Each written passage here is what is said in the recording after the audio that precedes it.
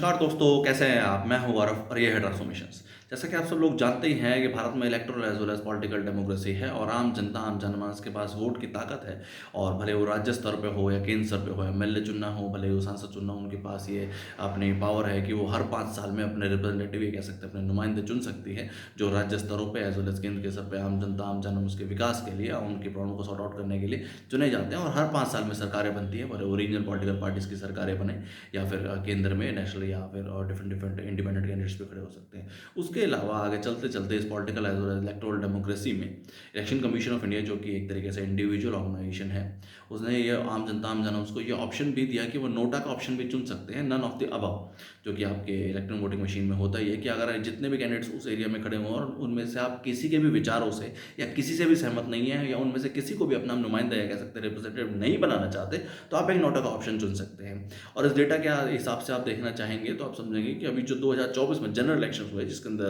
भाजपा की सरकार एक तरीके से बनी ही केंद्र में, उसका लगभग 65 लाख लोगों ने, 65 लाख लोगों ने ऑल ओवर इंडिया में नोटा का ऑप्शन दबाया। और अगर आप इस तरीके का डेटा आप 2019 में भी देखेंगे तो लगभग यही एक आंकड़ा है 62-63 लाख का, और उससे पहले भी इस तरीके से। तो ये सब वो लोग हैं जो वोट देने गए, जो देना चाहते थे, अपना मत का वो अधिकार जो उनके पास है उनको वो देना चाहते थे, पर उनमें से किसी को भी उन्होंने बेहतर नहीं पाया।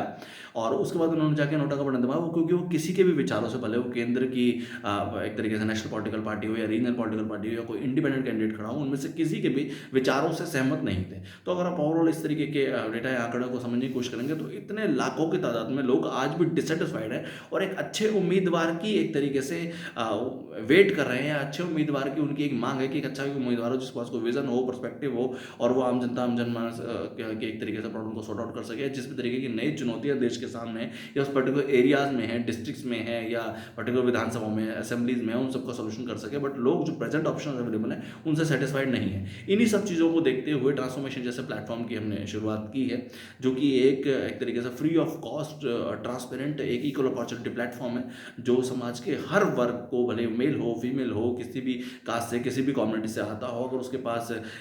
कोई विचारधारा है, कोई विजन है, कोई पर्सपेक्टिव है और आम जनता, आम जन उसको वो रिप्रेजेंटेटिव बनना चाहता है, सिर्फ और सिर्फ अपनी विचारधारा के दम पे, कोई पैसे के विशेष सर्कल से नहीं कि पैसा दे के, या कि जो भी सिस्टम्स में चलते हैं कि वोट खरीद लिए गए, या आम जनता को इस पैसा से सत्ता और सत्ता से पैसे का जो विशेष सर्कल इंडियन पॉलिटिक्स में चलता ही है, उसको में एक चेंज लाने के लिए और लोग एक विचारधारा से, विजन से, पर्सपेक्टिव से अपना नुमाइंदा, कह सकते हैं रिप्रेजेंटेटिव चुने, और उसके बाद वो आम जनता की प्रॉब्लम्स को या डे टू डे बेस पे जो जो इनको इश्यूज हैं उनको सॉर्ट आउट करने का काम करें। तो ये एक हमारी शुरुआत है। जय हिंद, जय भारत।